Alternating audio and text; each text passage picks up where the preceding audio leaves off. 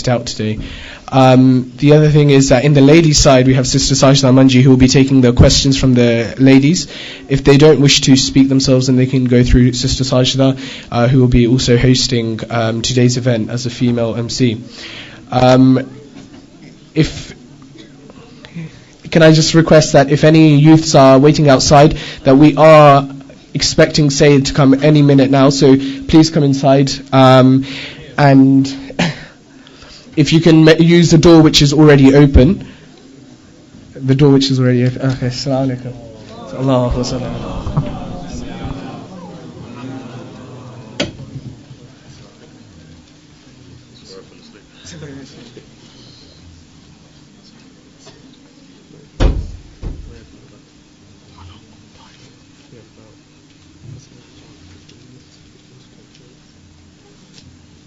To 6 minutes? No, 15 to 20 minutes.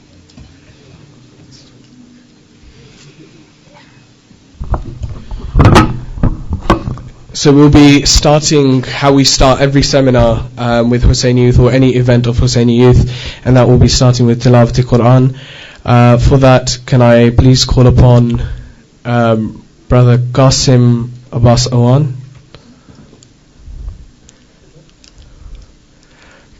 Can you welcome him with the Nari Salawat?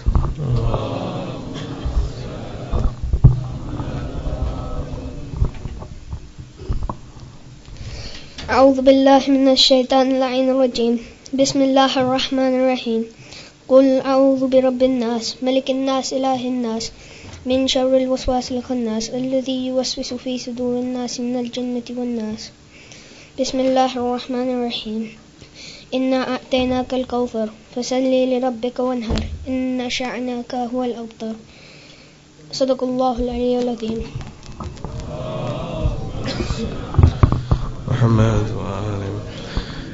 So I'm just explaining today's format. Can I firstly start by saying it's really appreciated by the amount of people who have turned up, and alhamdulillah, on both sides we are filled and there's more people still to come. The format of today is that we will have a 10 to 15 minute introduction to this topic, and if Sayyid wants to, he can elaborate further. There's no time limit today in our seminar as such. The title is The Content Soul, and we'll be exploring today that divine relationship of Imam Hussein alayhi salam and Allah subhanahu wa ta'ala. That same entity that was destroyed in the love of God, on the plains of Karbala. That one man whose story still inspires many till today. It inspired people like Khomeini, it inspired people like Dickens, and till today his message resonates. However, we always take Imam Hussein alayhi salam's message, and I know I sometimes fall into this trap where we come into the month of Muharram and we always analyze it and we always perceive Imam Hussein to be just the warrior, or someone who is in the battlefield. We never tend to see this other side of Imam Hussein alayhi salam, the one that delivers 50 sermons before arriving into Karbala. And today's seminar will be elaborating on that Nafs al-Mutma'inna, the one that Surah Fajr says that to return back to your Lord in the state where you are content with Allah subhanahu wa ta'ala. So without further ado, I welcome you to the seminar, The Content Soul, with Sayyid Ali Abbas Rizvi. Can you please welcome him with a Nari Salawat?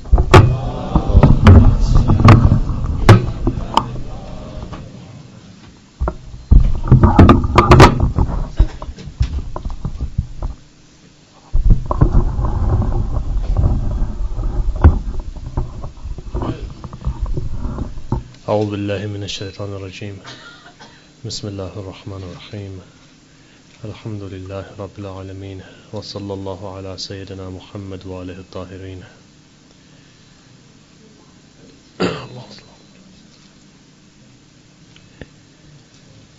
Today's topic is quite an important one on various different dimensions.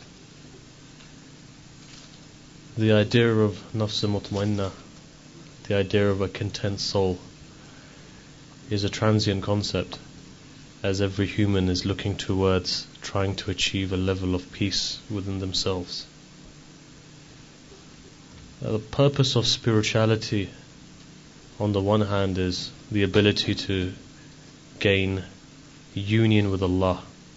Now even the concept of union has two parts to it. First part, according to philosophers and theologians, is the idea of connecting with God. So initially it was this idea, Ibn Sina, Suhrawardi, Ghazali, Sunni and Shi'i philosophers came up with the concept of connection with God, ittisal. Urafa talk about union with God, the ability to annihilate, ittihad, unity with God. And so automatically you're seeing two different concepts open up. According to theologians, especially Sunni theologians, it is haram for a person to talk about unity with God. Whereas the likes of Ibn Arabi and later on Mullah Sadra talk about a concept of unity with God, the idea of union, the idea of fana or annihilation. The problem is that not everybody understands completely the meaning of these concepts. So the aim really of spirituality is the ability to gain union with Allah through what is known as love of Allah. The motivating, driving factor is the idea of ishq or love, hub, wud, hawa. So in this way there are three grades of love as well. The first grade of love is one known as hawa. Hawa is infatuation. Infatuation, if it was to be translated into modern day language, is the type of infatuation that Romeo has for Juliet. And that's hawa. If Romeo and Juliet would have got married, there would be no great love story. The only reason there was because there was no union involved, there was no marriage involved. Layli and Majnun became famous because they never got married. It's because they craved after each other. Majnun craved after Layli, and there was no marriage there. If they had got married, there would be no love story. They would have got divorced 2 years later. So the first stage of anything is something which is known as hawa, infatuation. It's what Hallaj, there's a famous philosopher, mystic by the name of Hallaj. Hallaj saw God in everything. He proclaimed that there is nothing in existence but God, even I don't exist, and he says, Ana al-Haq, he says, I am God. And he was at this level of absolute infatuation, and he was killed for this. So he was on the lowest level of love. There's a level higher than that, which the philosophers called wud. This is when your love begins to stabilize. You have more stability, mawadda. So Allah has commanded you not just to have infatuation with Ahlul Bayt, but to have a firm love for Ahlul Bayt. And this is, you could say, marriage. And the highest level is hubb, muhabba, when it comes to Allah. And this is that level when your entire wujood and your heart is surrounded with the love of God. And so in this way, what the moving factor within spirituality really is the idea of using love as a method of getting closer to Allah, as a way of destroying the veils between you and Allah. How do you attain love of Allah? See, Allah doesn't put His love into a heart which is najis. If I was to say to you that, look, can you make some tea for me, but there's a drop of urine in that pot, or blood, or something which is najis, obviously you wouldn't drink from it because the entire thing is najis then. In the same way, as long as your heart is filled with sin, what you're finding is Allah will never put His love. Two loves cannot go into one container. And this again is very important. You'll never find that. So when it comes to Allah, it's either His love or that's it. The example in Irfanic poetry that they give is one of a jealous wife. That there's no 3 people in a marriage, then there's only 2 people. It's either one love or no love. And in the same way, God is in this way. Maybe not the right word is jealous, but there's a ghayrah that God has, that He expects you to love Him. And when you proclaim the fact that you love Him, then you say, La ilaha illallah. And when you say La ilaha illallah, and when you recite this, what you're ultimately saying is that nothing exists but Allah. No connection is there in humanity, in this world, other than Allah. When you say this, then you're tested by Allah. And when you're tested by Allah, that's when your true color shows. This is dhikr itself is one of the most powerful dhikrs because it annihilates the veils. But the problem with this dhikr is that recited consistently and constantly brings problems in your life. You will find many problems which fall in your life, many serious problems which come in your life. All of those problems that you are scared of, your basic nightmare will come into existence if you're not ready for that. You know why? Because you're saying, why does nightmare come? Why do nightmare comes? Why do these issues come? Why do you feel problems? Because you have attachments. If, for example, you're attached to your wealth and you're bankrupt, that's a problem in your life. If you're attached to your family and your family desire to desert you, that's a problem in your life. What you're looking at, therefore, is when you are proclaiming to Allah that there is nothing in existence in wujud other than you think Allah's not going to test you? Either don't fall into the valley of love, but when you fall into the valley of love, then become mad into love. These are those stages. And this is why you're tested. And when you're tested, there are two ways you can go. Either you can fail this test, or you can pass this test. Either your love is true love, or your love is fake love. And so therefore there are two types of... Now love can be split up into two. One is known as ishq haqiqi, and one is known as ishq mujazi. Mujazi is superficial love. Superficial love is your love that you have for your family, for your wife, for your children, for your husband. That's superficial love. All of that love can perish at any stage. If that love was true, serious love, there'd be a different ball game. Any love that you have for a material object, anything in this world that you love, it's fake. Fake in a sense that it's not complete, it's not full love. Because it wavers, it fluctuates. Whereas ishq haqiqi is Allah's love which continues to burn and it doesn't regress. That's true love. All of these loves which you have in your life, they are a build-up of His love. And the highest love that you can achieve in humanity is the love between a husband and a wife. That's the maximum. That's a stepping stone for you to indicate to you what the love of Allah is like. It builds up, you build up on it. This is why there's a narration that says that a person, when they become pious, when they go closer to taqwa, they love their wife more. There's a narration from the Prophet of God as well. You have particular narrations like this which are available. So anyhow, so you're looking at the concept of love. And the prophets, they say that, look, we love our women, our wives, the most. So, in this way, the mover in spirituality is the ability to love God. That's what moves you. Otherwise, you can't. It's a mountain. If you're looking at Everest to climb, unless if you are truly motivated, and the biggest motivation would be love. If I was to say to you, can you climb Mount Everest? You'd say, no, I can't do it. I can't be bothered to do it. If I was to say to you that someone, God forbid, your loved one is suffering from cancer and I've got the antidote, do you want to climb Everest? You'll say, yes. You'll get there even before the target because you want to make sure that person is cured. So in this way, that is what we talk about when we talk about the love of Allah. So now you see, when Allah now tests you, when you go through these trials and tribulations, there are various different...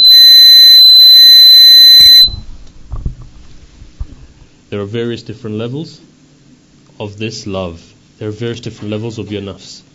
The first level of your nafs is one which is known as the nafs ammara. Nabi Yusuf alayhi salam says, in the nafs al-ammaratan bisu illa ma rahima rabbi.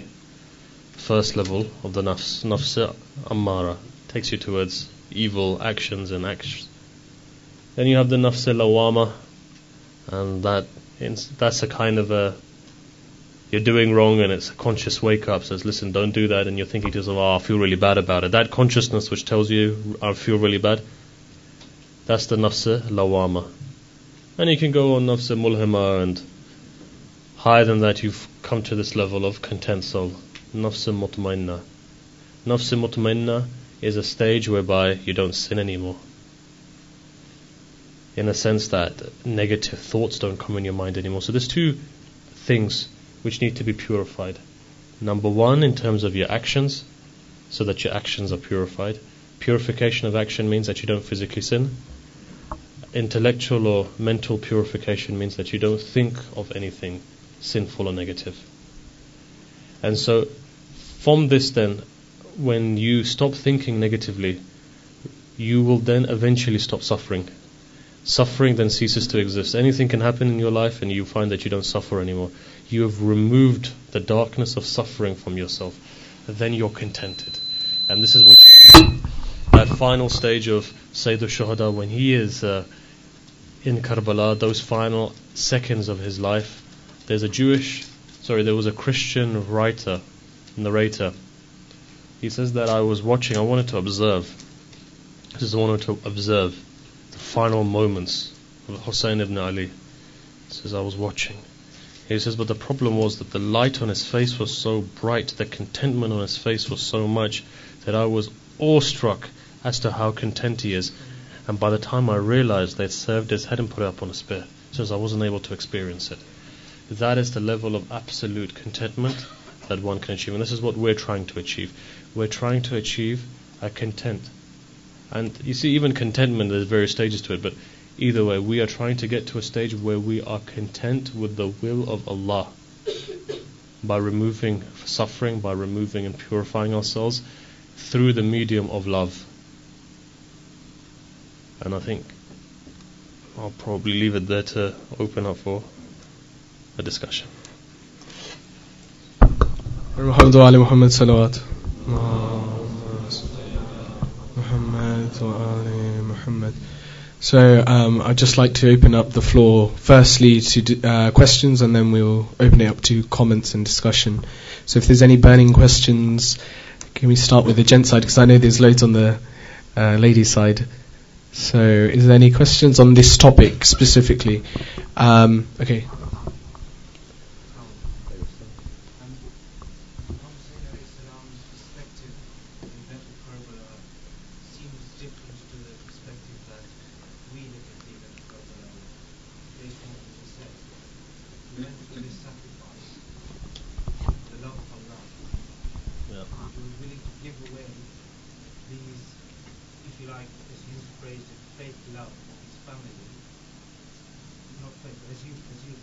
No, I don't phrase it like that.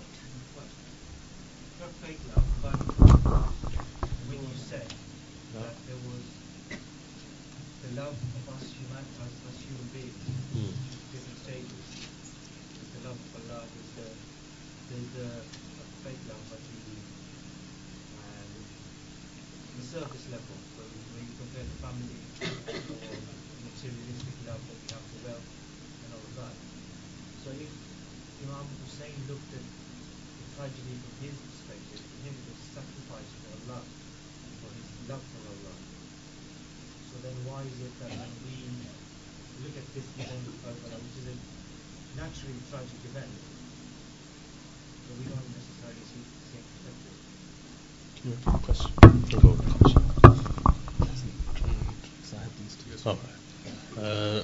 Sorry, in short, correct me if I'm wrong, from the perspective of Imam Hussein, seeing the true love was Allah subhanahu wa ta'ala? Is that the question?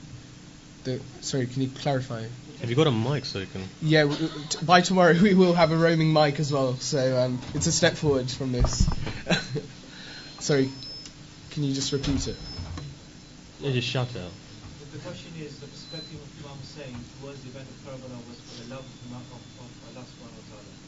If we looked at it in that perspective, then why is it that our emotions take over when we look at the event of Karbala and compare it to our own families? If we were to give up our lives, our families, the same way that he did, this is what brings a lot of tears to our eyes.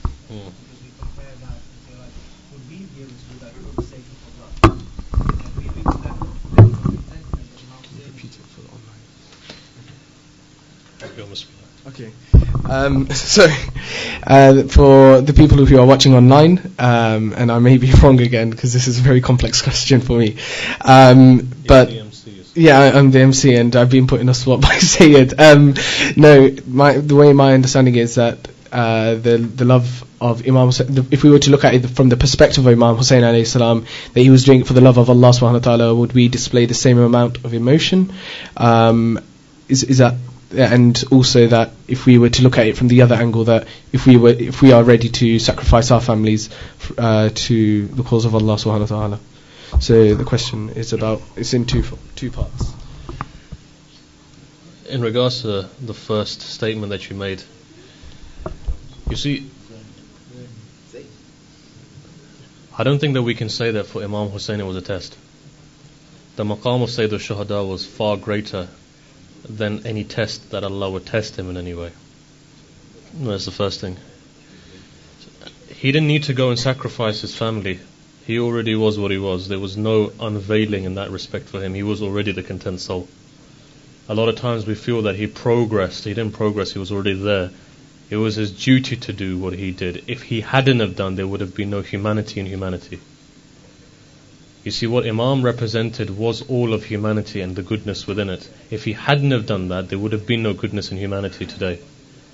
So that's the first thing. Second thing on that is that in regards to his family, you see, they say that the more you begin to love God, you love people through God. So his love for his family was far greater than you can ever love your own family, or I can love my family. So in this way, he was loving them for the sake of God. So if they were dying in front of him, he felt more pain than you would do and I would do for the sake of my family, because he was loving through the eyes of Allah. And Allah loves people more than their own mothers love them. Or they say 70 times more. So in this way, and then the third thing which goes on is that these were perfect people. So you love perfection of God more as a manifestation of God. So in this way, we find that there was no difference between the love he had for his family and the love that as the love of God. So he had true love anyway for everyone and all of Christianity. There's a really urgent announcement. If anyone, sorry about this, sorry to interrupt you in full flow. Ghulam Muhammad, if anybody is called Ghulam Muhammad, his mother's waiting outside, and it's very cold, and the announcement has come that, can you please hurry up if you are sitting in here, that your mother is waiting outside. On the topic of family anyway. So the question then is that why do we cry? Why do we mourn? We mourn because it's our humanity, my friend. If we weren't to mourn, it shows that we're robots and we don't have any humanity. To see children die, if it doesn't bring you to tears, then that means you're not human. So Allah has made us human as well. If it was the case that we shouldn't cry, then the Prophet of God wouldn't have cried. If it wasn't the case that we shouldn't cry, then Amir al-Mu'mineen wouldn't have cried. Give you an example. Battle of Siffin took place. In fact, forget Siffin, let's go to the Battle of Khaybar. Battle of Khaybar takes place. The best example, Battle of Khaybar takes place. Amir al-Mu'mineen takes off the head of Marhab, right? The Muslims go and they take the loot. Imam is crying in the corner. Prophet of God says to Amir al-Mu'mineen, the one who ripped the doors of Khaybar and ripped open Marhab, he says, Marhab, why were you crying? So he says to Imam, he says, why were you crying? You killed Marhab. He says, I'm crying because I saw his sister watching. And he says, I saw his sister get happy when he came to fight me. And then when I split him into two, then I saw his sister sad. And he goes, that's what makes me cry. That's his humanity. He's crying for his enemy. So that's our humanity that we cry. And if that's the case, then we can say what Imam Zainul Abidin al-Islam says. He says, look, sacrifice, shahada may be our way, but to see our women paraded in that way, that's not part of the game. Yeah. Thanks. Sorry, Sayyid, can we just take a question from the lady side and then we'll come back?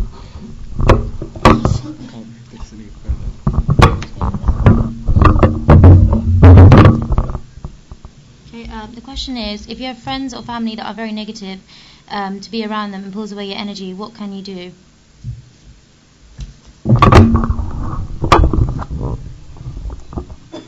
If you have friends and family who are very negative, what can you do around them? But look, first and foremost, it's important to make contact with your family anyway. So here you can split your family and your friends. Again, you don't want to desert your friends, but if there are friends who have a negative effect, so there's two things here. One, being negative, being pessimistic. The other one is having a general negative nature, being negative effect upon you. If a person is negative upon you, then it's better not to be around that person. So don't make friends with people who are going to take you to a su, or take you to a sin. But other people who have like a really bad impression of life, they're always negative, nothing is going right. People like that, you can either talk to them, you can try and educate them, but essentially to socialize with somebody at this stage of your growth who are going to make you despondent and negative is not healthy for you. It's basically in a nutshell. Yeah, and it also specifically talks about family because of the importance that Islam has in family. But what about the negative? The thing is that you can never change somebody's opinion. completely. It takes a long time. It takes either an experience or it takes education to be able to shift someone. So when it comes to family, of course, you have to make contact with your family, but I think that you can represent to them and portray to them a more positive outlook in life. You don't necessarily need to be pessimistic. You can show them that there is life outside pessimism as well, outside negativity as well. You can lead by your own example, and you can have conversations and interactions whereby they break this mold. It means at the end of the day that you have to try slightly harder with them, but eventually we have hope that they may follow in the same way that you follow towards a more positive outlook in life. So we take a question from the gent side. So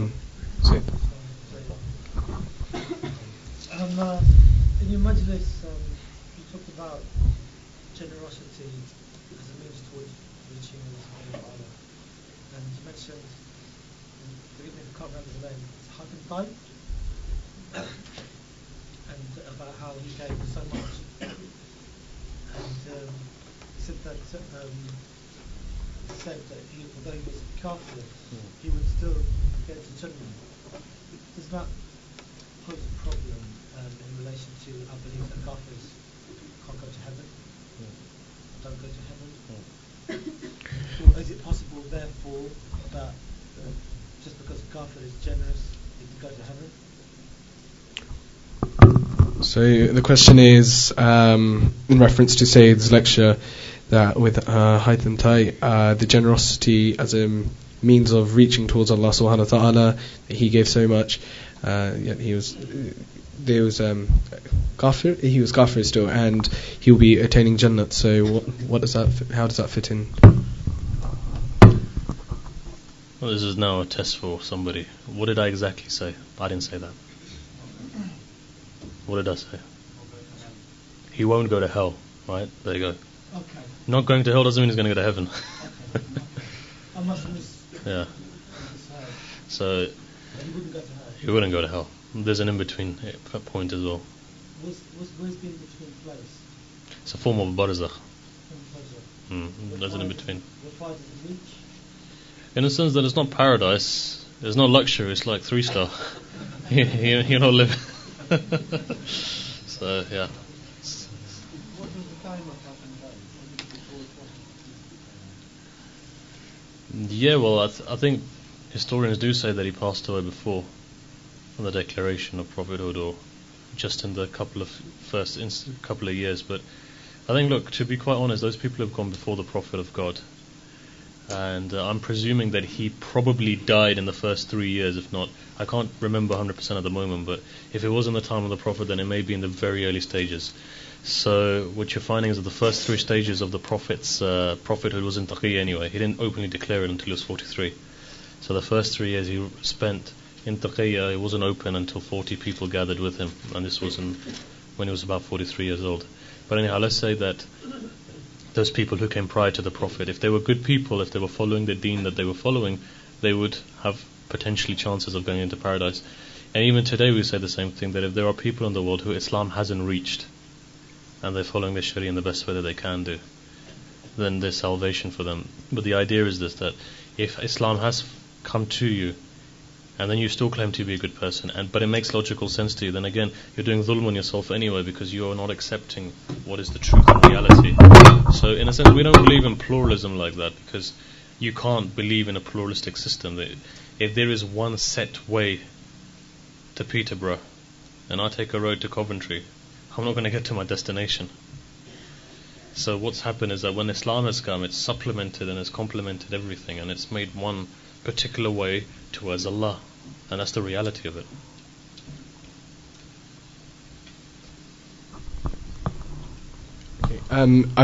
I have some questions from the ladies. But there's one given saying, if married people and their love is at the highest, why are their divorces? Isn't the highest point of love a mother's love, as it always remains? Yeah. On the one hand, we are told that a marriage is the couple are standing together to get towards Allah. And it was interesting to note when you mentioned something that the husband each case study is one big group, but there's something to connection to God. So how do you link in the two then? Okay, let's start off with this. The idea of divorces. It takes two to tango. So I think that when it comes to misconception and misunderstanding, that love fades as well, you see. Again, when you talk about a mother and child love, you'll find that your children can sacrifice for their partners. Many, in the case of history, you'll see that. Mother has been spending 18, 20 years of her life raising this child. Child gets to 18 years old, says, Mom, later, I've fallen in love with this person, and they go and they leave the mother. You see, when we talk about mother, it's one-sided love. When you talk about husband and wife, it's reciprocal, two-sided love. There's a difference. So, mother's love is one way. Unfortunately, the child will never love his mother the way that a mother loves his child. Until that child grows up and becomes a father or mother themselves, and then they'll love the child, but the child won't. It's a system. You will never appreciate your mother until you yourself have children. That's the reality of it. But anyhow, again, you see, the idea of divorce is in front of you anyway.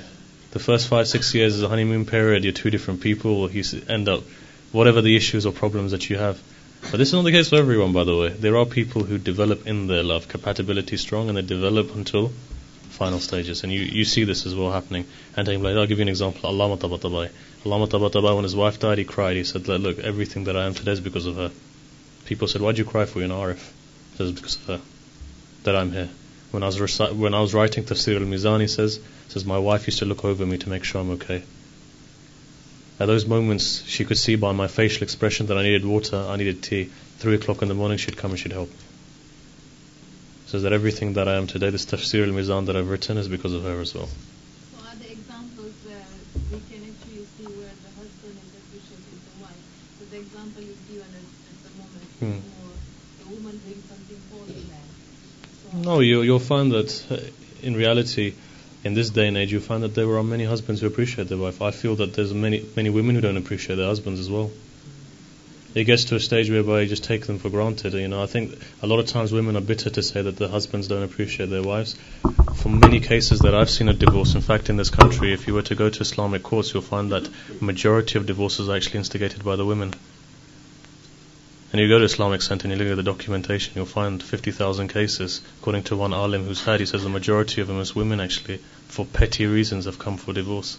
So the ball is now changed now in this country. So I think that is a two-way. One shouldn't be looking at, okay, why am I not being appreciated? One should first appreciate the other person, as opposed to saying that, look, if I'm not being appreciated, I don't care, I'm going to sit down until I'm going to be appreciated. It's not like that. One needs to appreciate first, and then if appreciation comes, again it comes, but it's selflessness, right? We don't have that. We feel that, we need to be appreciated first, and then if I'm appreciated, then I'll appreciate the person. That's a business then. It's not a marriage, it's a business. And if you want to do business, then you'll find that stock goes up and down in this respect. So, no, it's a partnership. When it comes to a partnership, both people have to be in there for a reason. And you have to give it a sacrifice. We've forgotten the ethics of sacrifice today. Divorce is common. It's like drinking. I've finished half of this, and it's the same way. You drink half, and that's it, you're divorced. So, and it's in the narrations as well. Akhir zaman, you'll find divorces like that. Believers divorcing each other. There's no stamina left anymore. There's no ability to actually go the full way. There's no sacrifice. All of these things don't exist anymore in our societies. If they do, they're very small. So I think it's important for people to put their egos to one side and to become selfless and to work hard to try and build a marriage. And I think you'll find that people who are now 19 years, 18 years, 15 years of marriage, a lot of them are divorcing with grown kids, and this is even more alarming and startling in our societies today, because there's no example for future generations. So I think that it's like when in these days you get married and you have a prenuptial agreement, you're already saying to the person, look, I'm going to get divorced anyway eventually, so you can't touch my rights. So I think it's important now that when a person does get married, mentally to have it, look, I'm getting married for life, through the thick and through the thin, and we're going to work it out. And you find that there's a lot of resistance there. People who have the resilience, they'll work it out. But if it's just, salt was less in my food, divorce,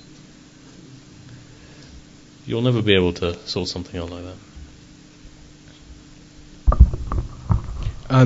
Just as a note, there's also space at the back, so if anybody's outside and wants to join us inside the Mabaraka, admittedly it's much hotter inside than it is outside. I think the radiators are on, but I don't know.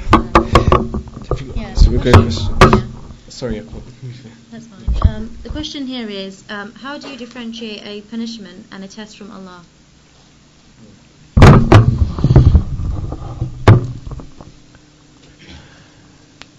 Punishment generally is caused by you.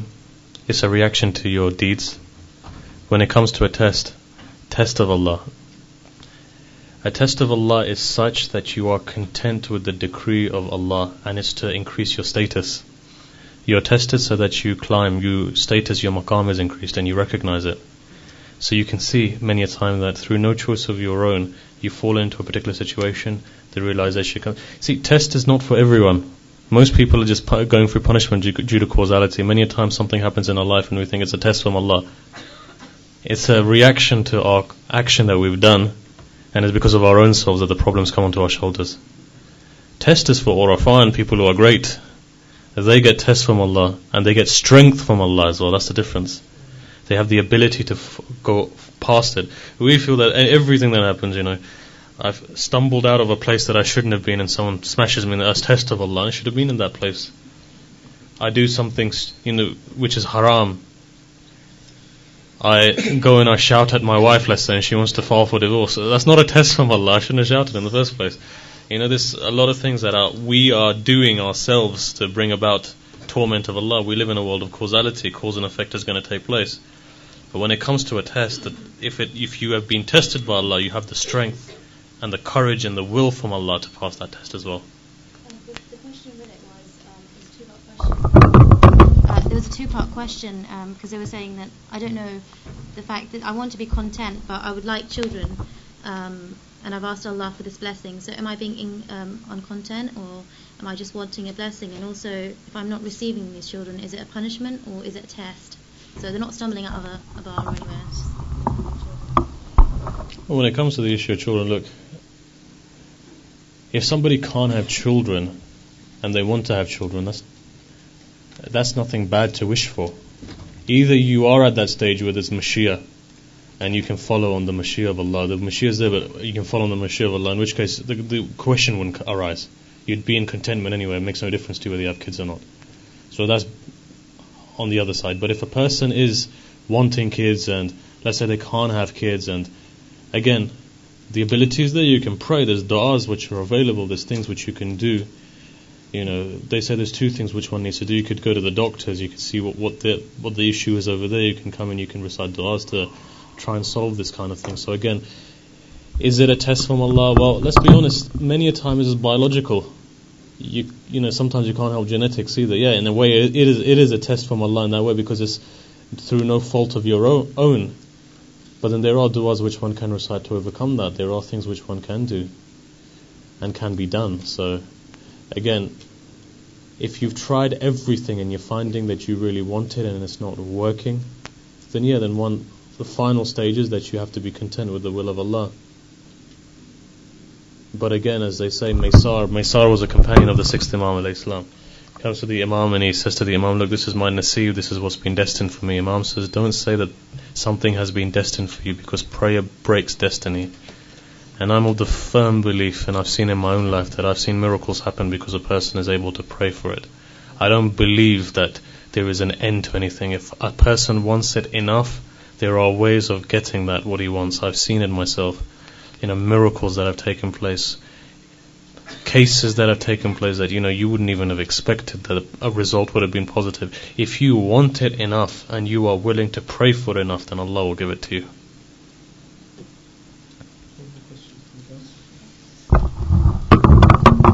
I think the topic of divorce, actually, a lot of the ladies want to say quite a few things, so I'll just give you one question from that.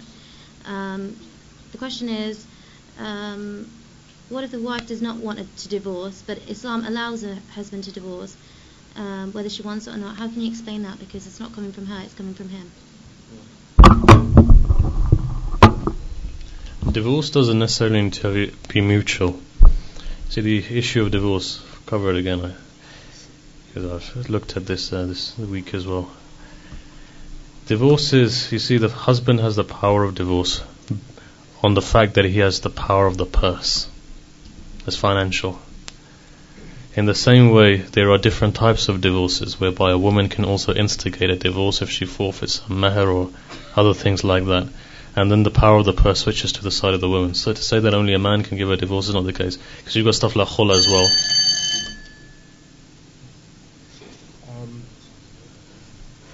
Is Abdul Uncle Hiji here? Is it a drill or is it? Okay, it's just a test, so don't worry. Yeah. If it was anything serious, we have a fire, and that's all right. So. Yeah. Just as a reminder, there's fire exits here, and anywhere you can find a door. So I think we should ask the Mukhi to put the heating down as well.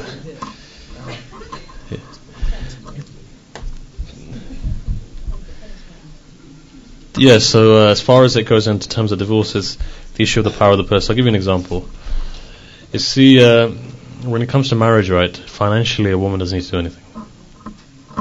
When it comes to clothing, housing, food, all of the essentials, it's incumbent upon the husband to keep her in that way. So she could be like the daughter of Bill Gates, a lot of money in the account, and the husband could be a pauper, but it's responsibility, shari'i, to be able to uphold her.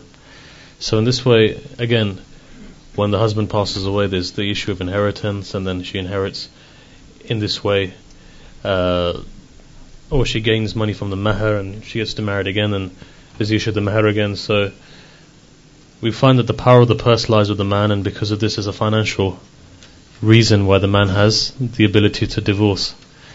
It comes back to contract law. Those people who studied law, you'll know that when you study your LLB, you go through something which is known as contract law. And if you break it down, it's basically pretty much a contract law. So if a woman wants to instigate a divorce, either she could have it as a stipulation before she gets married, or, for example, later on, the idea of forfeiting a mahr or paying out your husband, there's another way of doing that as well. So the woman can also instigate or be the primary mover of a divorce as well. So it's not the case that it's one-sided. And in the way that a woman doesn't want a divorce, or if a husband's starting the proceedings, generally you may find in our society that divorce is generally one-sided. It's only very few cases where both of them are like, yeah, we hate each other and we want a divorce. So it is generally one-sided actually. But I think the solution lies in maybe speaking to that person or trying to work things out so it doesn't get to the stage of divorce. I was to say this discussion is really good, and we've got general interest. I think we'll take this on board, and maybe it will be another topic for another seminar. But I would just like to remind everyone that the topic today is the content soul, and I know we got on this, the love between a husband and wife, but it wasn't about the abandonment of that love. So coming back to the topic, we have a question: was Karbala a catalyst for Imam Hussein to become Nafs al-Mutmainnah, or was it merely a place to display the characteristics of Nafs al-Mutmainnah? Yeah, it was a second aspect. He was already Nafs al-Mutmainnah. This was a place to basically show his status to the world, because obviously Allah knew his status. Is there, I think there's a question from Azmat Uncle at the back. Alaikum salam. You mentioned in your talk that Allah subhanahu wa ta'ala does not enter the heart with negligence. So what are the steps to purify ourselves to allow that light and the knowledge of Allah subhanahu wa ta'ala? So what are the steps to purify the heart to allow the light of Allah subhanahu wa ta'ala again? Yeah, mashallah. So we have really good heating. Mic systems keeps going out, so I think the heating is frying the mic system up. No, it's very important for realization to take place, for a person to become awoken, in a sense, to wake up to the reality.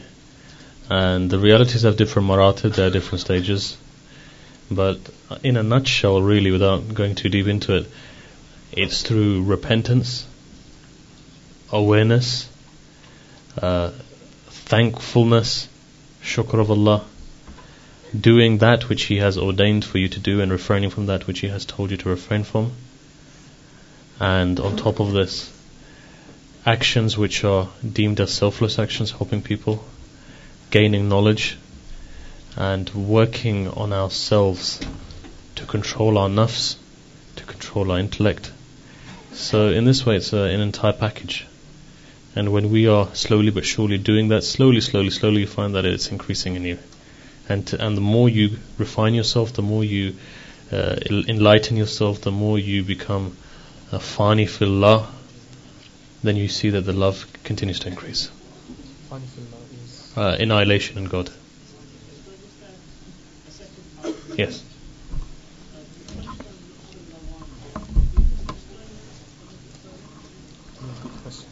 The question is on nafs al-lawama. Right, so you have one type of nafs, as we said at the very beginning, which takes you to a su. You have one type of nafs which is a nafs of consciousness, the ability for a person to be shaken when they do a wrong action.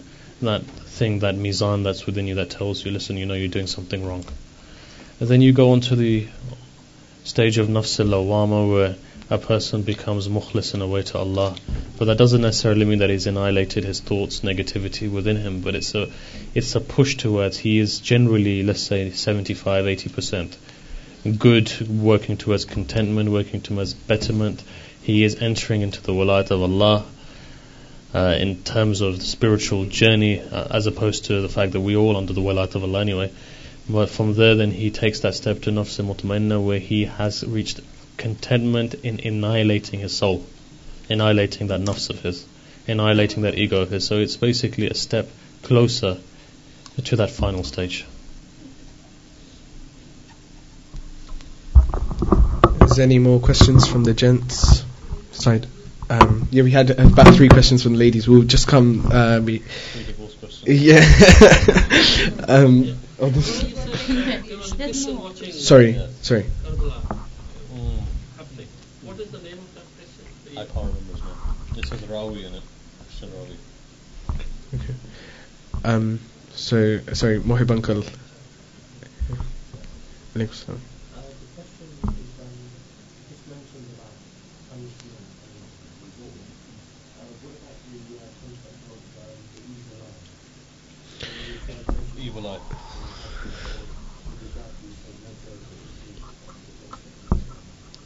Okay, we will have time to answer that question, but I'm just going to give priority also to if anybody has any questions on the topic of the content soul, then we'll come to the end for general Q&A. So we've noted that one down. That was around Nazar. And Mohsin, sorry, do you have a question? Alaikum salam. The topic is the content of soul. Yeah, content soul. The completeness of soul, basically. Yeah, to be happy. Yeah. Now, a human being lives in this earth according to Allah's will. First of all. Second of all is that how can you question yourself that I am content when the love of Allah grows in you, when you remember Allah all the time? First of all. Second question is that we all live in the West, and we are all quite equipped now with the latest gadgets. I want this, I want that, make me feel better. Where do you stop to say, well, I don't need anything, all I need is Allah, and my spirituality will help me get more? Okay. If you don't mind, Mohsin, I'll ask question number 1 first, because question number 2 first, and then question number 1 will complement that. So the first question for those of you who didn't hear was that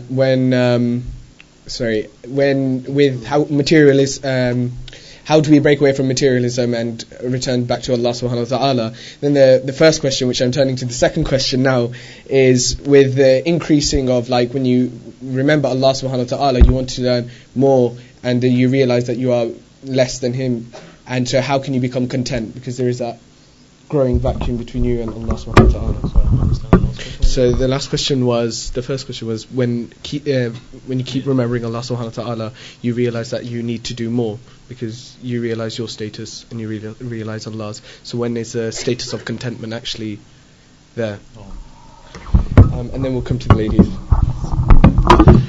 The idea that when you are doing actions for the sake of Allah to reach contentment. See, I don't think that one can really put a benchmark on it.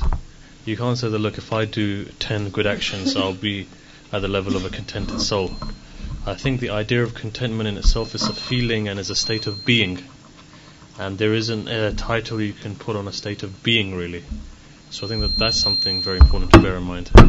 So we're not looking at a particular benchmark whereby you've got 90% in your exam. I think it's the state of being which is apparent within you. You yourself will realize if you are contented. But again, there are various stages of contentment. I don't think anybody will make a claim that, look, I'm a content soul. Because again, the fact that you are at the level of contentment is between you and your Allah.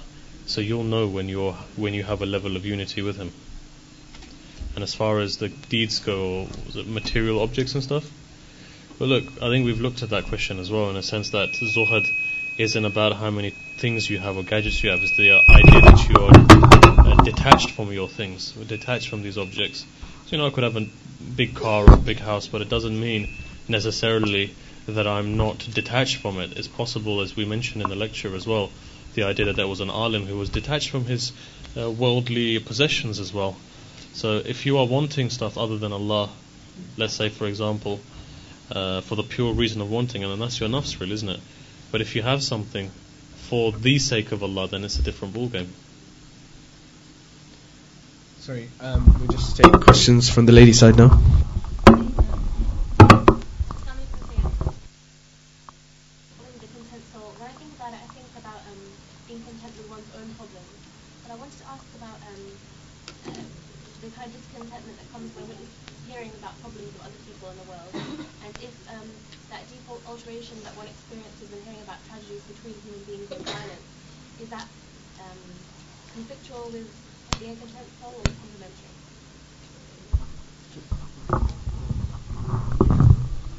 There's a three-part question, I would say.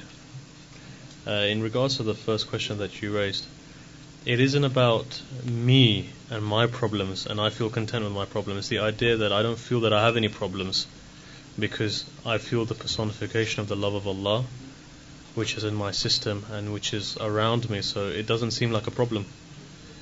When it comes to these kind of, if you were to say to, for example, Majnoon, these are these barriers for Layli, he doesn't see the barriers. All he sees is his aim. And in the same way, when it comes to your problems, your problems don't remain your problems anymore. If you are looking towards Allah, and if you feel that this is from Allah, and if you feel that you are in the walaya of Allah, then it's not about the fact that I'm content with my problems. It's the fact that actually, what problems? I don't have any problems because everything that I have is from Allah, and everything that comes from Allah is love, and because of that I have a connection. Secondly, the idea that when you see other people suffering, when you see the other people suffering, it's your humanity that wakes up. Is the idea that we feel hurt to see other people in pain. Is the idea that maybe they haven't reached where they should be, or in a sense that if there is a deep atrocity or oppression which is taking place, then it's our humanity that dictates that something like that should happen. People should be in pain. So it isn't just the fact that it's contradiction.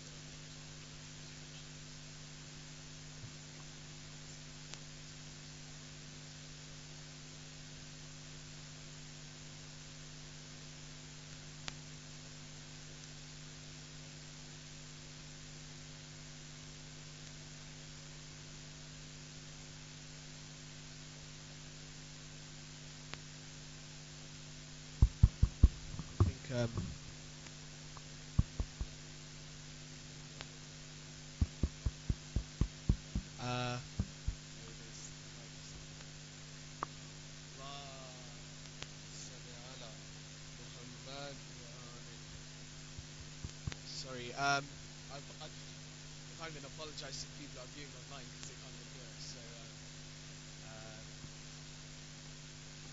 just going to have to project our voices.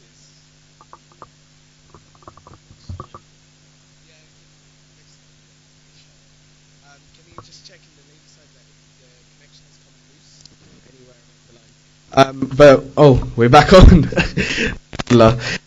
Okay, so yeah, the connection. think, yeah. So we won't get any more high-pitched sounds either, because I'm not. Sayyid's not sitting underneath the speaker.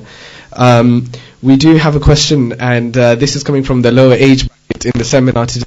So it's nice to see the children participating in this as well.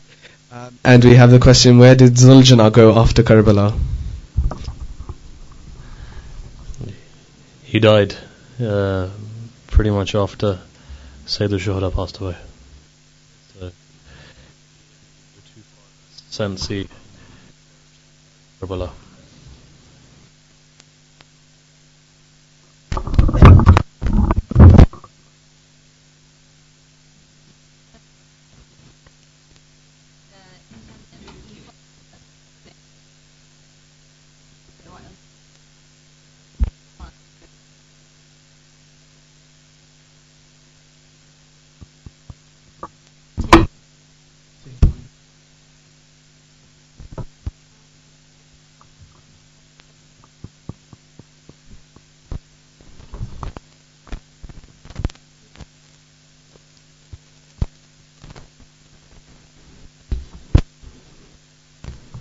I think it's loose from the back. I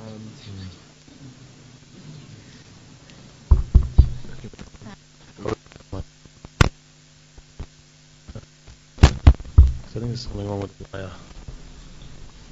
Anyhow,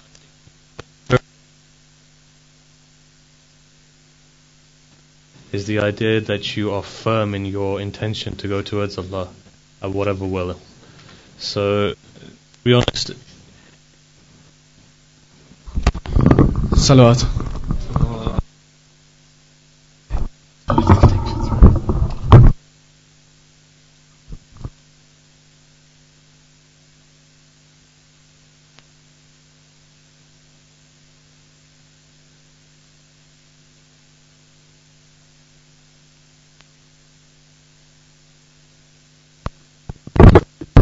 Inshallah.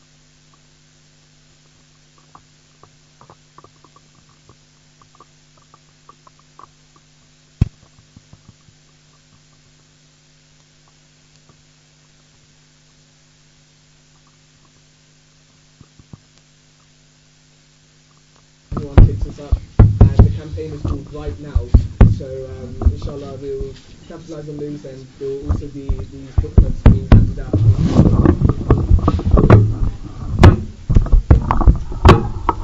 So we're back from the break, and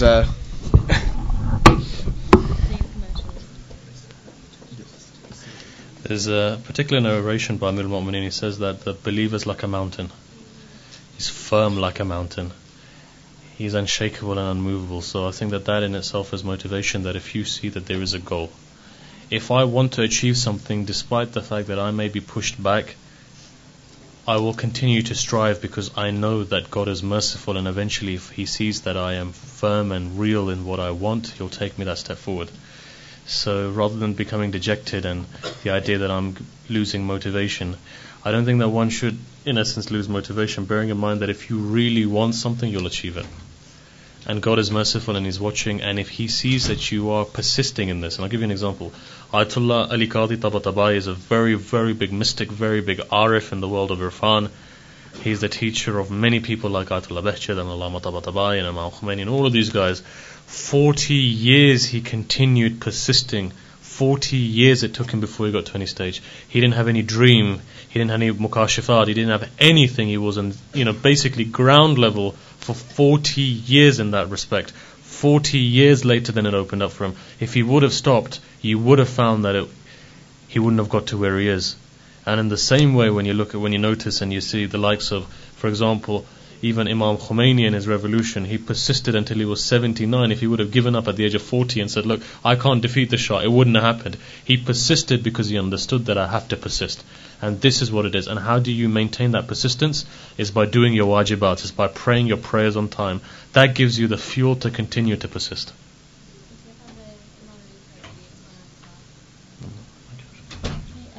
Next question, please. Is there any questions from the ladies? There's questions back. Oh, it's been texted. Okay, I think this is a question. It says that you mentioned Imam Hussein is the best wasila for spirituality. Is this achieved purely through remembrance of the tragedy of Karbala and shedding tears, or are there also other means we should use? There are numerous means that one can use. It's not just the idea of just shedding tears. Ma'arif of Sayyid al-Shuhada is deeper than just tear shedding. Tears come at every single stage of understanding. You see, Ma'arifah has different kind of platforms, maratib to it. At every stage you'll shed tears, but your tears become more golden the higher up you get. And there's various things. You've got du'as, ziyarat ashura. You've got a person pondering over his sermons, to take lessons from his sermons, to implement that. So that burning love will come for Imam Hussein, but you've got to look at all the various different factors as well. It's not just something about just shedding tears and thinking, no, it has different stages to it. You know, Imam Hussein is an entire institution. To take lessons from his life and the way that he dealt with his family, even under extreme pressure, he didn't raise his voice to his sister. You know, people, when they were under extreme pressure, they snap. So even the smallest thing is that, and then his sermons, and then the ability that he talked about Tawheed, especially read his Dua on Arafah, ponder over that, look at it word for word, see what's happening. That's one of the ways that you can gain within your spirituality. The gain is using, and then the concept of using him as a wasila, when you understand his ma'rifah, then you can say Allah for the sake of Sayyid al-Shuhada. Understanding his status and understanding his status in the eyes of Allah means that Allah will accept your worship. So it's more than just one issue, you know, it's more than just coming to the mosque and crying. It's deeper than that. He wants you to look deeper into what he's all about. He wants you to understand him. Tears are going to be at every level. Tears, Yazid's army were crying. Right? That's the lowest form of tears. The same manifestation which we call tears. So the higher up your status goes, when your tears come, they mean more, they have more of a value. And it's really about that. But the only way you can understand him truly is, in the same way as you can only understand Allah truly, is by doing what they've told you to do. That's really the first step. It all comes back down to that. There's no easy formula here. We could talk about other things as well, but if we haven't passed this, as they say, the starting blocks, there's no point going deeper into it. Apply first what he has said for us to apply, and then after that you can decide later what to do. Any more ladies? Yeah. I had a question about getting closer to Allah. How would you do that, and how would you seek intercession from Imam Hussein in order to get closer to Allah? Would there be like any du'as or The specific dua that you can use. To get closer to Allah, you find Hadith al-Qudsi that says that to do extra actions, those what do we call it? These mustahab actions that a person does. There's two things: either you do the mustahab prayers, or you do actions which are good actions. So in this way, by doing more than your wajibats and doing the mustahabats, you get closer to Allah. In this respect, is there any dua specifically? Well, you've got ziyarat ashura. That in itself is a ziyarah, but at the same time is a dua itself. If you look deeper inside it, you have other things as well. Like for example, they say that before you start praying, if you want to build concentration in prayers, then you ask Imam Mahdi for help before you start. So you have various different stages where various different Aimma come and they help you depending on what that problem is or what the situation is.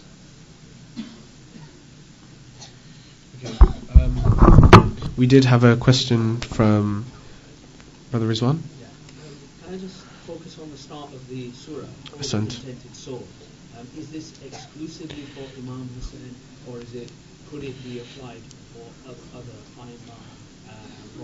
Aimma? Just linking that also, the question was asked before. We had received a question by email saying that if this verse was revealed for Imam Hussein alayhi salam and it was revealed before the event of Karbala, then how can we explain that to other Muslim brothers?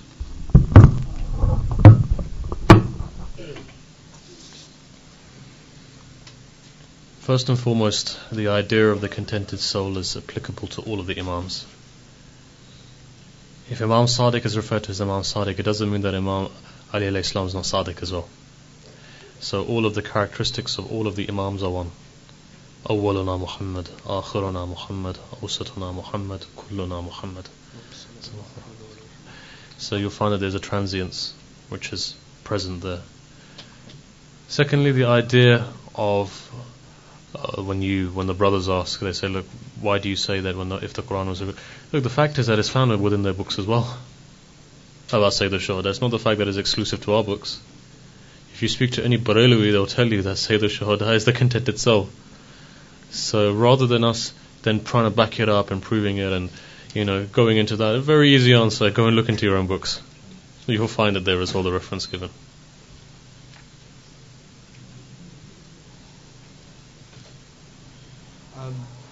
Sorry, I'm just going in the order of... So Azmat Uncle, we have a question from the back. Is there anybody else who would like to ask a question from the gent side? Reminder that please can you keep the questions to the topic, and if we have time at the end we'll discuss that.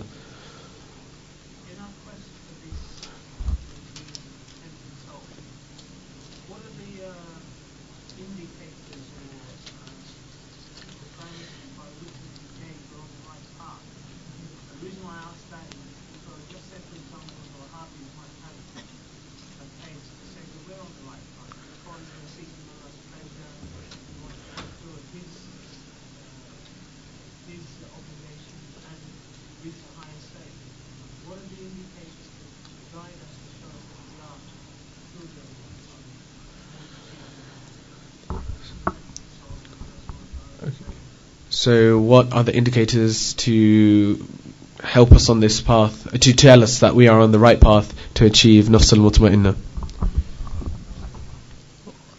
On an initial level, every single human being will feel that they're on the right path. This is one of the miracles of Shaitan, if there is such a thing.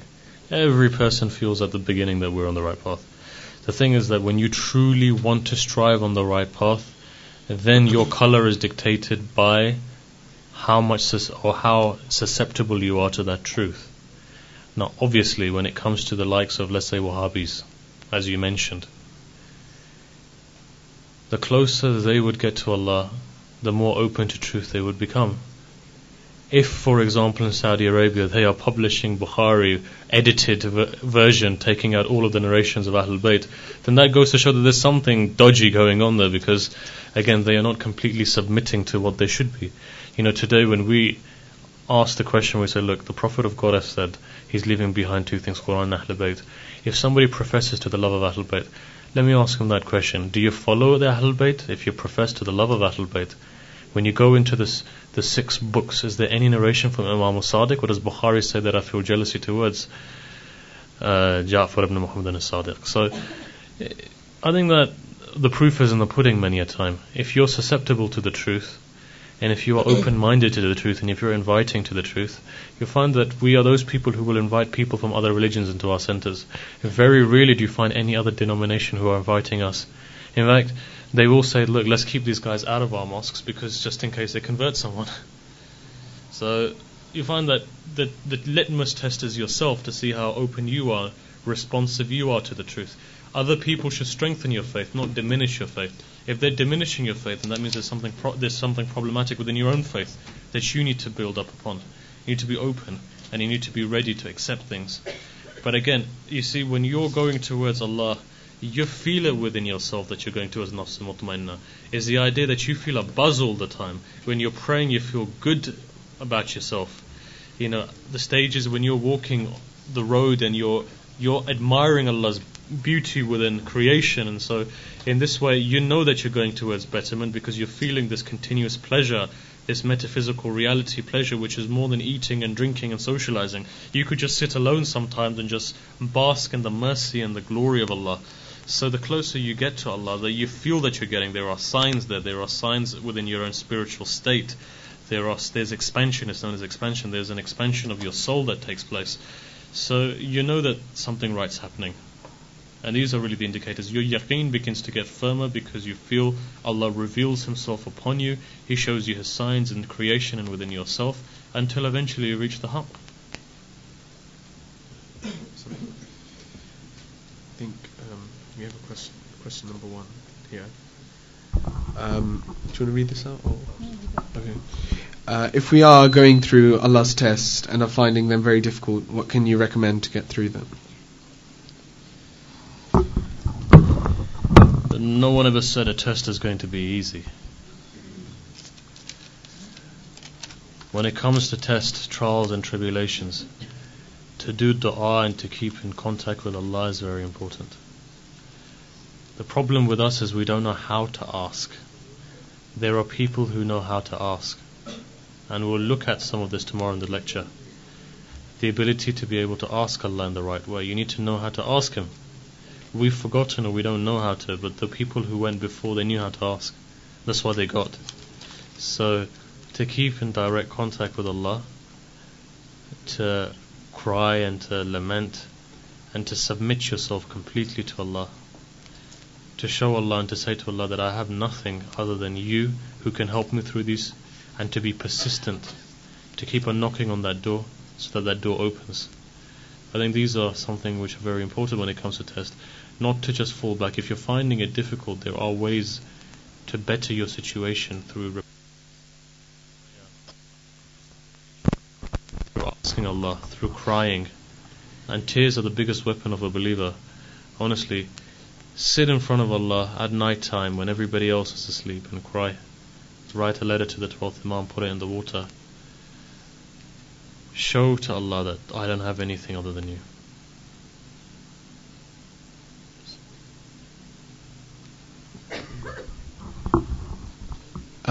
I'll open up the question, sorry. Is it related to the topic? Okay.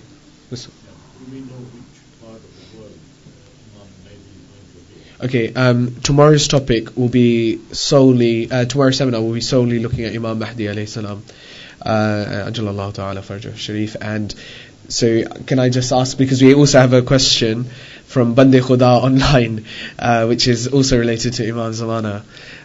So that question will also be brought into tomorrow's seminar, so we can even start off. That'll help us break the awkward silence at the beginning of the question and answer tomorrow. So, inshallah. Is there any more questions? Okay, say it. Regarding Nafs al-Mutma'inna, content and soul, there's a book I've got, it's written by a Sunni, like Sufi person. And, what's his name? It talks, I don't know his name because he's a bad character. You might as well tell me his name now. No, I don't know his name. But it talks about Nafs al-Mutma'inna and the levels, you know, and it's like his book is like Sufism gone wrong, and he comes like he turned himself into a cult, you know.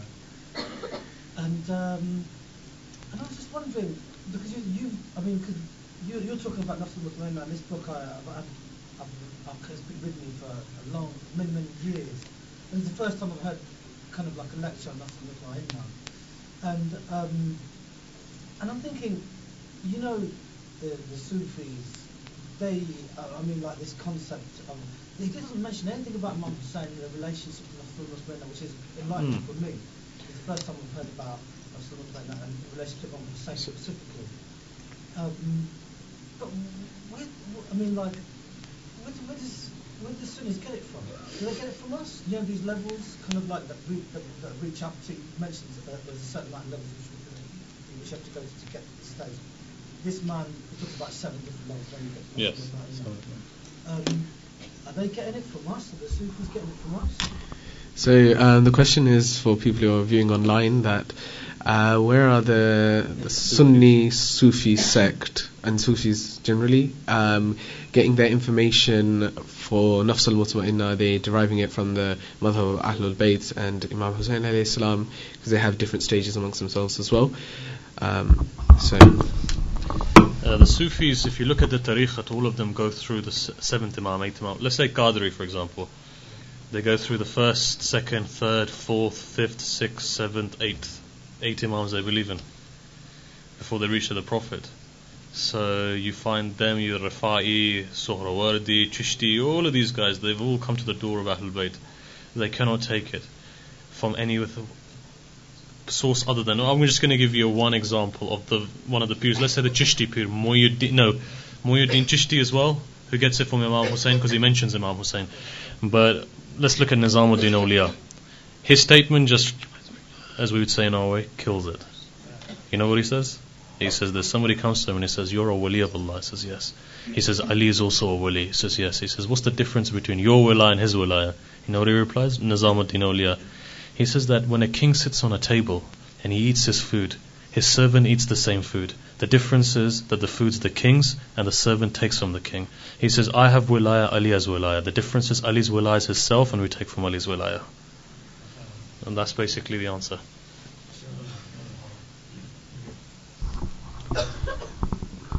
Any more questions from the floor? Are we this question? Okay. Have you got a question? Yeah. Or would you like? Yeah. I think you mentioned about Ziyarat al-Ashura being a good way to get the wasila and intercession of Imam Hussein. Someone also said that they've been told to recite this 40 days and the dua will be accepted. Do you agree? Is this a good interpretation? Or There are certain traditions which say, to recite Ziyarat al-Ashura for 40 days. The idea is to recite Ziyarat al-Ashura for 40 days with the 100 la'an and the 100 salams, including the dua al-qamar as well. So that is quite a big package, and if somebody can pull that off in 40 days, then inshallah the dua will become mustajab, inshallah.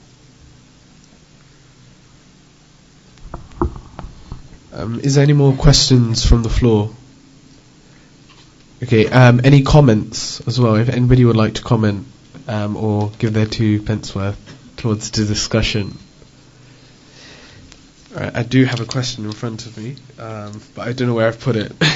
Have you got it? Okay. The question is, why is Hazrat Abbas Bab al-Hawaj and not Imam Hussein? So the question is, why is Hazrat Abbas being given the maqam of Bab al-Hawaj and not Imam Hussein alayhi salam? Because we said all of the Aimma in their own respect are Bab al-Hawaj, they're all Sadiq, they're all Amin, they're all Taqi, Naqi, Asghari, Mahdi, each one of them are in that respect. You know, when you recite Ziyarat al-Waritha, all of the titles of the Imams, you're saying Hadi, Naqi, Mahdi, all of them go back to Sayyid al-Shuhada. But Imam Abul Fadl Abbas has been made Bab al-Hawaj to elevate his status, to tell you and to tell me the maqam of this individual. If it was only for the Aimma alayhimus salam, you'd never understand his maqam. But it's as almost Imam Hussein is saying, you know what, go to my brother and ask him. My brother accepts it, then we accept it. And that's really what Bab al-Hawaj means. Okay, say there's a question with regards to the verse. It says that, "O the content soul, come back thou to thy Lord, well pleased thyself and well pleasing unto him." So this state of contentment is also now Allah subhanahu wa ta'ala speaking to the content soul, that you should be pleased with Allah as well and return to us in that state, because in other translations it's also mentioned that Nafs al-Mutmainna is asked by Allah subhanahu wa ta'ala to return to Allah, where he is in a state where he is well pleasing and content with Allah subhanahu wa ta'ala. So how can we, this is in my ignorance, out of my ignorance, how can I understand that way, a stage where Allah subhanahu wa ta'ala himself is saying that come back and you return? Surely the content soul is already content. Yeah, there's a difference between being content. You see, it comes back down to the concept of inna lillahi wa inna ilayhi raji'un. So this return that this talks about, you see there's 3 levels souls. You see, we've only looked at 1 level. I don't want to open up too much because we would have gone complex. In this verse there's actually 3 souls. Mutma'inna, after Radiya and Mardiya, which goes to Nafs Kamila. So there's actually 4 levels even within the verse itself, where we would have gone on for ages if I'd have pulled that can open. So that's why I didn't pull it open. But yeah, there's various different levels. Basically the idea of fana and baqa, subsistence within God. So this verse is telling you that Sayyid al-Shuhada is at the highest level of subsistence. And this is what it talks about, coming back to Allah. Going back to that primordial point again. Having completed the cycle again. Having attained a level of, or the highest level of human perfection. Having achieved what is known as the Haqiqat al-Muhammadiyya, the Muhammadan reality. And that is the highest form in creation that you can get to perfection. just being weary of time. Food is being made and it's on its way. So I'm not trying to prolong the discussion because of that. But if there are any other questions from the gent side, any from the ladies' side. Also, there'll be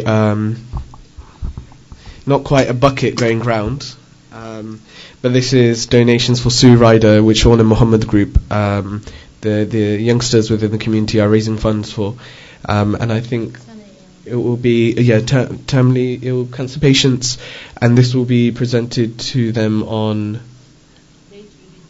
A date will be decided when this check will be given to them, but obviously it's raising funds in the name of Imam Hussain alayhi salam, and it's a small way of doing tabligh as well, but with a big impact.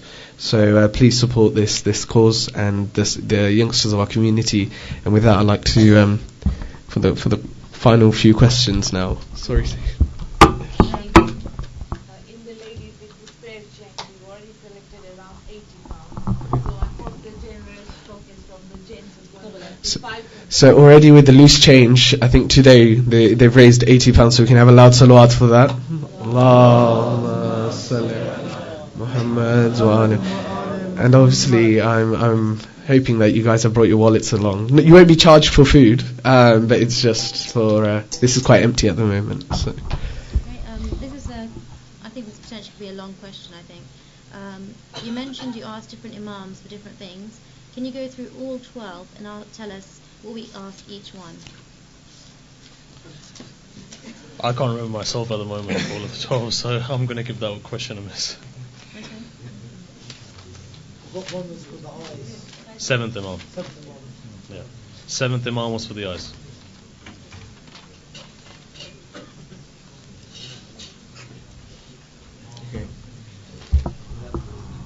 Is there any more comments? Because I'm going to come on to the general question and answer, and hopefully it won't be as tiring. Can I just have a loud salawat for Sayyid Ali Abbas Rizvi, who's really been going on for about an hour, and for you guys in the participation of the discussion, loud nar salawat, please. Allahumma salli. Okay. We'll come to the general question and answer. I've just got a few from the children again, and I'm really happy to see so many youngsters at this event. We've done a head count, and roughly we have over 140 people. So alhamdulillah, this is a really good event on both sides. And alhamdulillah, we have also another event tomorrow, which will be more interactive in that sense, and we'll be breaking off into groups to discuss and make actual action as well. But we have a few of the questions from the workshop children who want to ask Sayyid. We have, how did Yazid die? How did Abu Sufyan die? How did Zuljana die? Yeah. No, it was where is Zuljana, and now it's how did Zuljana die. So these are the three questions. So how did Yazid die? How did Abu Sufyan die? And how did Zuljana die? This is from there. Yeah. We call this time filling for the pizza. You know me too well. Yeah, so anyhow, so let me fill some time then. Let's have 3 salawats, please. Allahumma salli ala Muhammad wa ali Muhammad.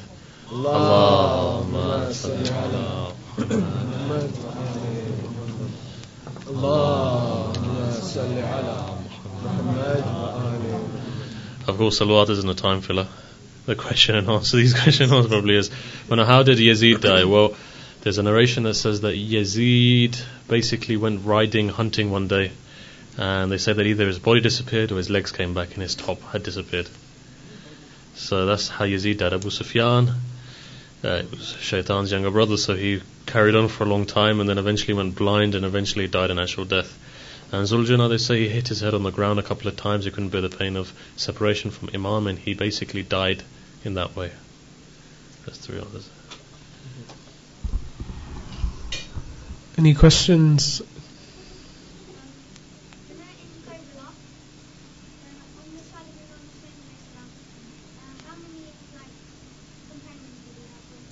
How many companions did Imam Hussain alayhi salam have with him?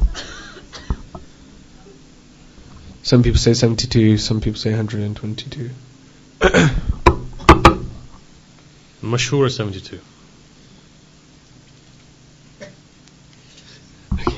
Oh yeah, sorry, Mohib Uncle's question before I forget. It was around Nadhr, right? Yes. The evil eye? Evil eye. Yeah. So can you repeat the question? So it's you have good and bad, but then where does the concept of evil eye come into this? Yep. In a nutshell. So inshallah this will be something quite interesting and spark up debate. Yeah, there is such a thing as evil eye. In a sense that, evil eye is like this, right? Just as you have physical ailments, it's cold and you put on the radiator and then eventually you start burning hot again, so you want to open up the doors. That same effect happens in your soul as well. So when people don't wish well for you, or in the same way like backbiting and slandering has an effect on your own soul, there is something which is known as the evil eye, which you can give someone, or that negative kind of energy which goes to someone to harm them. Now, the Aimma alayhimus salam have given various du'as and recitations for this. For example, you have the last 2 surahs of the Quran which you can recite, the 4 quls you can recite, Ayatul Kursi you can recite, giving sadaqah. So there are a huge host of things. You can sacrifice an animal as well to remove the effects of that evil. But if this is going to go into the issue of magic now, believe me, there's not many people especially in this country, not probably in the world, who are actually fluent in magic anyway of that level. I think a lot of times we talk about the issue of jinn and magic and we exaggerate it more than it actually is. I think a lot of times if we recite the verses that have been told to us, if we do wearing an aqiq ring, for example, wearing a firoza, for example, there's certain things, there's an entire program that the imams have given, said that, look, do all of these things to protect yourself. And in fact, there's also timetables against magic as well that you can do at Barnamij. But in essence, it isn't as common as we think it is. I think a lot of times what you find is that people actually are mentally disturbed. They have issues. They need to go counselling or to see a psychiatrist, as opposed to just blaming it all on jinn or issues like that. That's what the research has shown. Many a time, I know a friend of ours who was working for the NHS, and they were like, look, a lot of Sunnis were coming and they were saying that, look, we've been to exorcists and this and that and the other, where the problem was that they had bipolar depression. So it's quite a common thing. Well, just on that point, just give an example to make it. The reason why I mentioned is that obviously many years ago I fell ill, and afterwards people had come to me, certain people, and said the reason why you had fallen ill was because somebody had an evil eye, and it's quite common within communities to have this sort of thought process to assume. So it's not maybe a uniform or whatever. Sometimes they even as far as to go to say that because somebody was jealous of you or X, Y, and Z, this is the reason why it happened. Right. Now, in light of this content soul, and you sort of having to struggle and make, to go through all these paragraphs, and when something like this is thrown upon you, or for example, this comment is made, for some people it's quite a big thing to take on. Not to say that I'm sure any less for it, but that's the reason for doing that of it is quite a common thought process within our community. I think the idea of evil eye and the idea of content soul, there's no relation there. Evil eye is an illness in itself, right? So even if a person is contented, Imam Zain al-Abidin was a content soul, but he was ill physically in the sense that he was bedbound. So I don't think you can link the two together. I think that it's an illness and there are ways of prevention from it. There's du'as, and I think evil eye is different from magic. I think people get those two confused. Evil eyes, if somebody is jealous of you, there are ways of preventing these things, and as we mentioned, there are Quranic ayahs. Read the Quran, 50 verses every day. Do that as well. You'll find that there's a lot of prescription within there. So, I don't think that there's an issue with that. I don't think that the issue of contentment and evil eye are two which oppose each other. No, there are ways of preventing yourself from this taking place, and go back to the hadith and the narrations of Ahlul Bayt and apply what they've said. I'd like to say it's as easy as that, really, to be honest. If you do ever fall, or God forbid, then make a sacrifice. Feed the poor, give charity, do something that changes your destiny. You see, for me, at the time, and put a concept that will cross my mind. It was something that was brought to me to say this is why it's happened. And obviously that in itself is quite shows the world that's and if that sort of concept is quite common within communities, then I think communities have an issue whereby they like to blame everything other than looking at themselves. So whatever it is, it was the bogeyman who came or something like that. No, I think that it's important just to look at your own self first.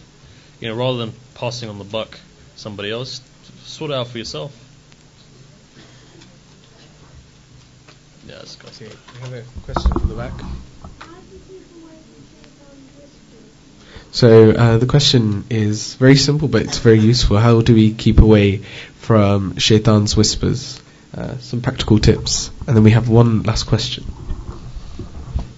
Don't eat McDonald's.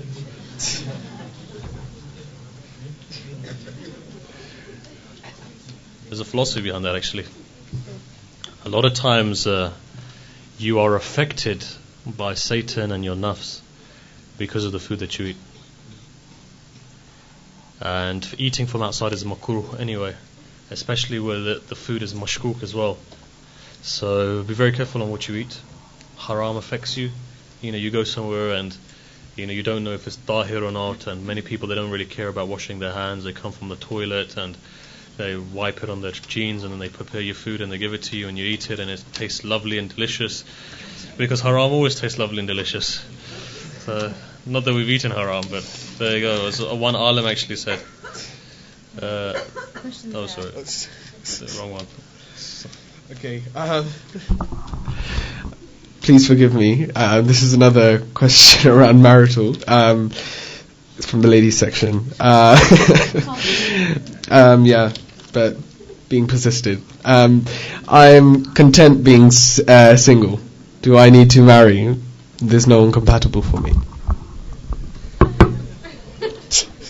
I'm not. $1 million. $1 million question is, I'm not putting a gun to anyone's head to get married. So whatever you're satisfied and content in, again, do look at your parents as well, just in case, sometimes parents want you to get married. But anyhow, do I need to get married? No, you don't need to get married. But it's the sunnah of the Prophet that he says that marriage is my sunnah, and that person who doesn't follow my sunnah is not from me. So I think that's sufficient. But again, if you can't find anyone compatible, then again, wait for somebody who's compatible to you to come. But don't leave it too long. A lot of times you leave it until you're 30 plus or something, and then you realize, hang on a minute, I shouldn't have done that. So learn from the experiences of those people who have gone before you. Okay, this is the final question, I promise. Just as a note, the food which is coming in today is made by Shia brothers. It will be served by Shia brothers, and inshallah you won't be spiritually affected, and shaitan won't be whispering in your ears anytime soon. Not due to the diet anyway, you've been given today. We have the question. I've read that one, haven't I? The content. Okay, so this question actually will be a good way for me to get you guys discussing and breaking off into groups as well, inshallah, and we can end on this note as well. So I had this question. Somebody else had given me this same question. How would you describe the tragedy of Imam Hussein to non-Muslims? And I'd like to link it, because I know Sayyid, we were at Aston, and the same question got asked as well. How do we market the message of Imam Hussein alayhi salam to the outside world? And this is one of the things which Husseini Youth is going to be focusing on this year. So it will be really nice to have your guidance, and also then afterwards, once we have a discussion amongst ourselves, to have those thoughts, and if you can share them back with Husseini Youth, and yeah, it'll be good. Did I answer that, Aston? Yeah, there was a question asked. Did I answer it? Yeah. It's online, then you can go and see it. Okay. You can go online and see it. But Sayyid is very experienced in this field, so I'm going to push it for this one. Sayyid, for those of you who don't know, Sayyid's one of his specialities is in interfaith and intrafaith dialogue as well. So I'm going to push him, because there are some people here who don't even watch our own podcasts, so let alone they're going to go on the Aston YouTube site. So. Okay. It's the final one. Have you seen those flyers that the brother made? The brother here, Brother Salim, actually made 2 massive posters, the same. Literally this morning, actually, he phoned up a person and he was, mashallah, inspired by those brothers. And I don't know how many thousands of pounds he's paid, but I know that there are 2 massive, one of Gandhi and the other one of Charles Dickens, that he's made of the same thing. So I think that's the way of. I think you've seen it, haven't you?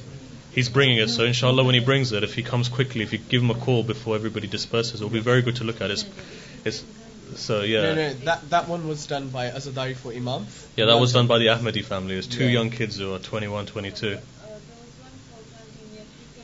Yeah, that's the Ahmadi family. There's not only one, there's about numerous. There's numerous. Yeah, that's the 2 brothers who did that. But anyhow, I think that's one way of marketing. One way of marketing is using non-Muslims to spread the message of Imam Hussein. That's one way of doing it. But I think second way of doing it is, look, a lot of times what happens is that when we go on our processions, when you do these jalus, what you're finding is that we are just doing what traditionally has been taught to us to do, and it's very nice to be traditional about it. But in a way, market yourself to the people around you as well. Make sure that, let's say, for example, you have a lot of visual pictures and stuff like that. A lot of time, Karbala to us is 3 scripts of full paper. People don't have time to read that. If a Hare Krishna came to me and gave me the entire Vedanta and said, read that, you don't have time to read it. You can't just give someone the Quran and say, right, you know what, become a Muslim like that. No, it's visual. It's the way that you portray it. Nice pictures, graphics, do something, have a video. It's like today when we were looking at a video link, we said, look, there should be some documentary there. Maybe you could put on the documentary When Skies Wept Blood or something like that. Something which is more visual, something which is interactive. It's the media age now. You can't just go on the way that they used to do before. One of the reasons they say in the subcontinent that they started doing Zanjir Zani was so that the Hindus could be attracted to come and see what's happening. In the same way, you've got documentaries, you've got the internet, you've got so many different things. You can write material, small stories as well, and just give it to schools, primary schools. You could say to them that, look, this day Ashura for us is a very big thing. So how about you dedicate 1 RE lesson to this when all the Muslims are commemorating this? And it's so easy just to write 2 sheets of paper with nice, colourful. The way that if you go today to Qom, you'll get these booklets. You'll find that there are storybooks which have been written, colourful pictures. So you can have all of these things. You can make something like that. The purpose of making that is to propagate it, to portray it. And when you visualize it as visual learning, so you're seeing this, right? And you're reading it and seeing latest technology being used, you're going to absorb it more. So I think it's the way that we market it to people. In the way that a couple of years ago we went into a church and they did the musibah of Nabi Isa, and Muslims cried and Christians cried, and they came to say the Shuhada. And because they'd done Nabi Isa, the heart was already melted, so when they talked about say the Shuhada, Christians started to cry. And they linked it together. You can link these together. You see, the way that a person understands something, in mantiq we say, in logic we say, that the thinking process, the understanding process, is the movement of the mind from that which is known to that which is unknown. So use that which is known in other communities to move towards that which is unknown. You could use Hazrat Isa, for example. You could use Gandhi, for example. You could use Dickens, or whatever you want to do. Use that which is known. Use a personality that is known for them, and then introduce Sayyid al-Shuhada in that way, so they actually understand the magnanimity of this person and the contribution that he made for society. So I think that if you take a couple of these tips on board, you can do a lot of work. Well, what about giving a DVD out, making a documentary about Imam Hussein, and giving DVD out, or the neighbours a small saying and a box of chocolate? As we mentioned that just now about the DVD. Yeah, and you can give a box of chocolates, it's no problem. Just as in use your own kind of a. What would your idea be to promote and mediate and meet and to get the latest technology, to get the crowd pulled in? I would do a number of things actually. Firstly, I'd do some decent high-tech flyers, not just script. Script is boring. You don't read it. If someone wrote an entire essay out to me and said, look, can you read that? Most chances are that I probably wouldn't. So you need to market something. It looks good. Get these computer graphics designers and do something. As you're saying, documentaries is brilliant. Documentaries is also a way to use the documentary medium to be able to make it visual. So again, these are all ways you can even go to your local church and you can sit down with them and explain to them that this is a tragedy that took place, this is our material. Depending on how modern and organized you make it, you'll be successful. But if you take reels of script and you sit down and you go through dogmatically, then it's not going to work.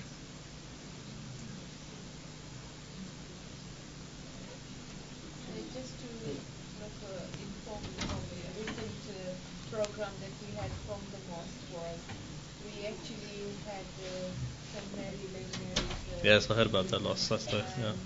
Actually, mentioning about tears, there are Christians who are within the audience and who are crying. It's the humanity, isn't it?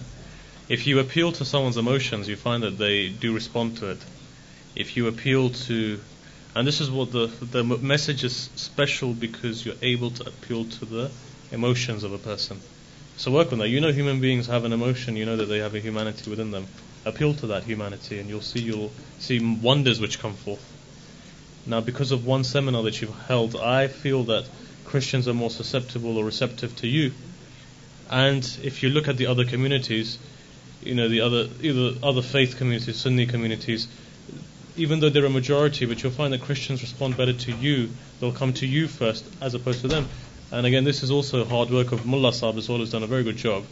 But I think we need to take that message forward. We need to continue to interact with them in this way and to show the commonalities first before you introduce a unique concept to them. In fact, for Midnight Mass, the doing we had also them coming on to certain occasions. So. For example, when we had the Milad al-Nabi celebration, we had a Christian speaker visiting from their side, working for Prophet Muhammad. Sorry? Can we get out? Yeah. Okay, just to finish, we've actually got the two posters here which have been printed by Salim Uncle, and they're just being unrolled right now. Yeah, someone can help him. If somebody could help him, we'll have one. I think are there two? There's two. So we'll put one on the lady side and one on the gent side as well. The next bit is extremely technical, the way we were going to do this. We've launched the campaign, What Does Imam Hussein alayhi salam mean to you? And this is where we're going to finish. So before we actually go into the video, I'd like to take this opportunity to thank Sayyid Ali Abbas Rizvi for his time, his effort, and also his stamina to go on this slate. I know it's been about 2 hours, and it's been very intense, and I'd like to thank you for staying till the end. Wow. And also there's an event tomorrow. Tomorrow's event is really important, especially for the youth. So we're encouraging all the youths to attend that one, and it will be, yeah. If you bring it over. If you come over. We can stand behind the screen. Yeah, I'll stand over. But the other interesting quiz is, where can we put these? Can we put them in a town centre outside a church or something?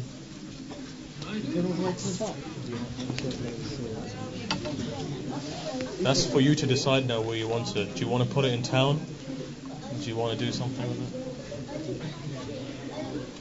it? Do you want to put it outside the mosque? Take it on the Jalous. Take it on the Jalous.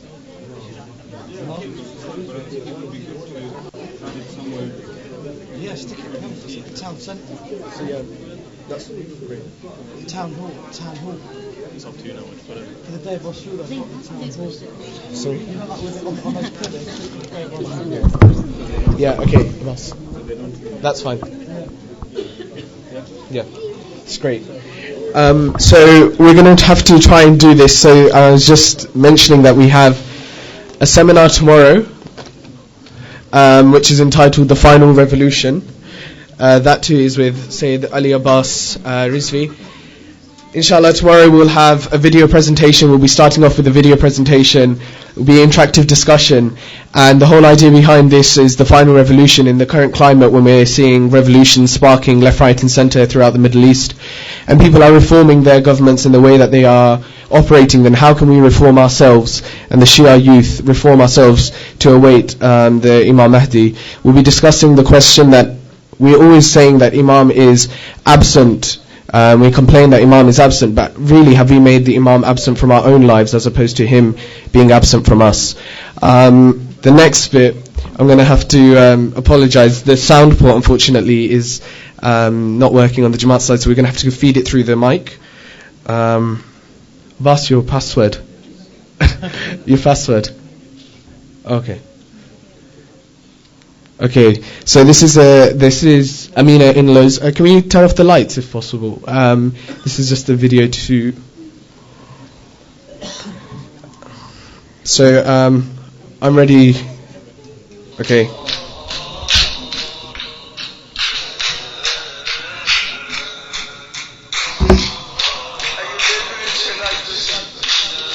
Okay, can we press? Sorry, we can press play. Is it playing? Okay, we've had a bit of a technical difficulty.